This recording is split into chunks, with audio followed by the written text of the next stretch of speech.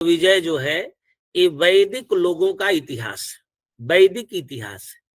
एक किताब है द वैदिक पीपल, ये राजेश कोचर एक थे विद्वान, इंडियन इंस्टीट्यूट ऑफ एस्ट्रोफिजिक्स, इसके ये प्रोफेसर थे और उन्होंने द वैदिक पीपल एक किताब लिखी। उस किताब में वैदिक लोगों का क्या इतिहास है इसके बारे में लिखा। और एक किताब इंद्र विजयम, ये भी वैदिक इतिहास है, वैदिक समाज का, वैदिक सभ्यता का, वैदिक संस्कृति का, जो हमारे ग्रंथों पर आधारित है। तो आजकल जो इतिहास लिखा गया है, आज का इतिहास, आज के इतिहासकार हमारे प्राचीन भारत के इतिहास के दो स्रोत हैं। पहला स्रोत है लिटरेरी सोर्स, माने साहित्यिक स्रोत, और दूसरा है आर्कियोलॉजिकल स्रोत।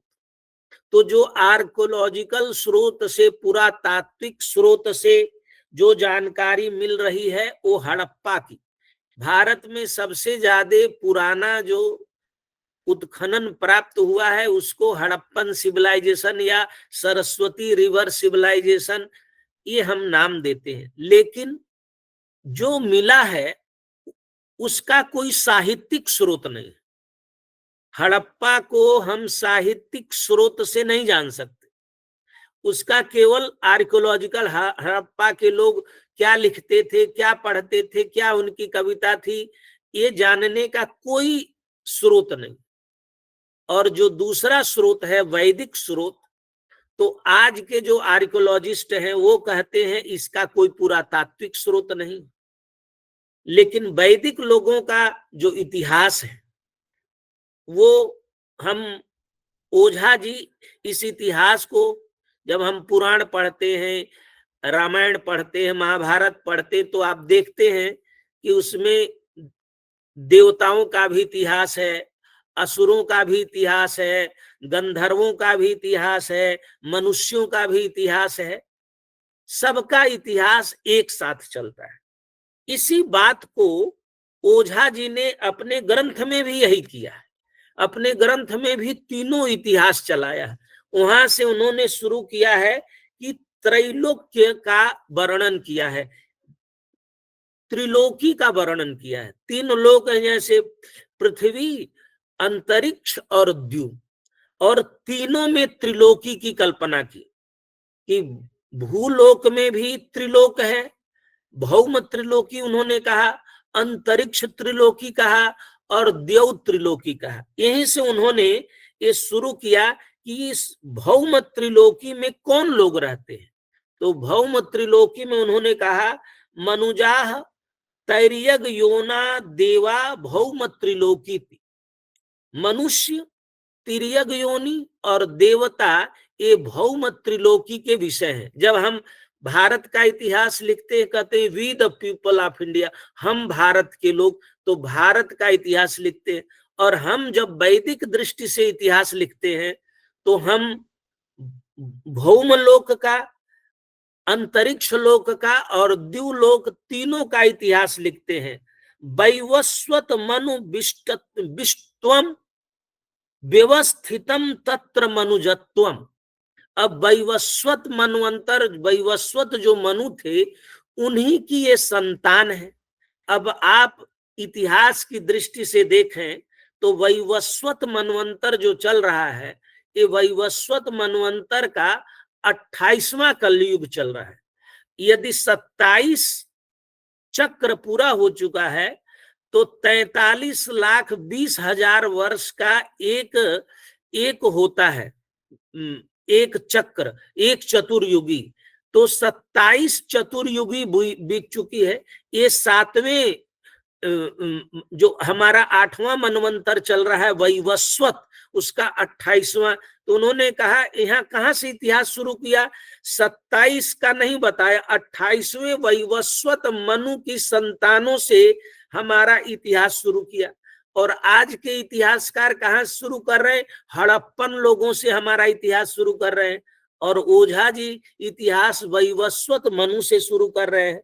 और उन्होंने कहा इस भौम त्रिलोकी में मानुष लोक पृथ्वी, भौम त्रिलोकी का मानुष लोक जो है वो पृथ्वी है, दैवो लोको द्यौरिति, और दैव लोक द्युलोक जो है वो देवों का है, और भौम अंतरिक्षम तैर्यग योनोन्तरिक्षम स्यात्, और तैर्यग योनियों के लोग जो हैं उनका अंतरिक्ष है।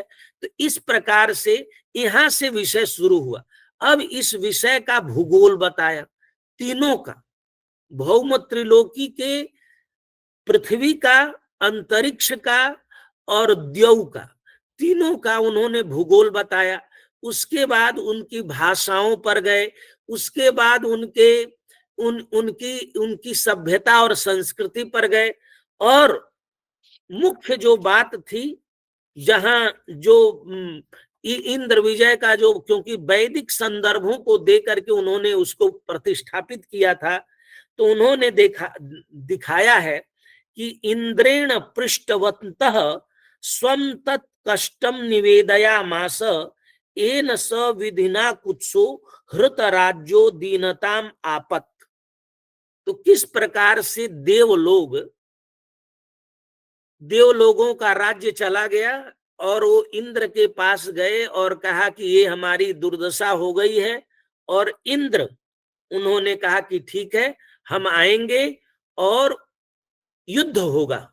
और युद्ध हुआ। कहाँ युद्ध हुआ उसके लिए भी उन्होंने दिखाया कि कहां पर इंद्र की सेनाएं इकट्ठा हुई। गांधारेस्मिन् देशे श्वेतगिरि प्रांतम आगत्य निषिधे स्कंदावारम कृत्वेन्द्रो व्यश्रमयत् तत्र। गांधार देश में स्कंदावार माने उनका सेना का पड़ाव पड़ा, और वहां से युद्ध हुआ, और युद्ध होने के बाद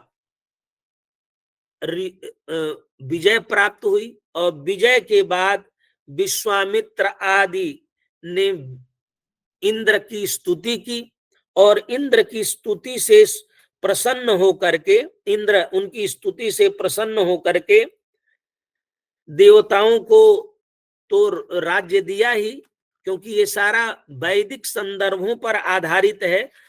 और ये जो आज का हमारा विषय था, उस विषय में केवल इंद्र की प्रशंसा, कि इंद्र ने जो महत्वपूर्ण कार्य किए थे उनकी प्रशंसा हुई। इसी में ये सारे विषय आज के आए हैं।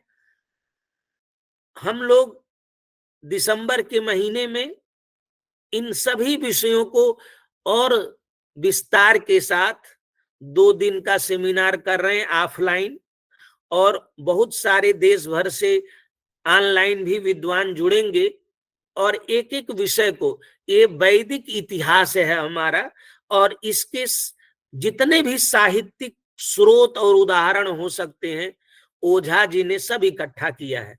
क्योंकि आज के इतिहासकार की दृष्टि भिन्न है और उनका दायरा बहुत सीमित है, लेकिन यह बहुत विस्तार लिए हुए विषय है।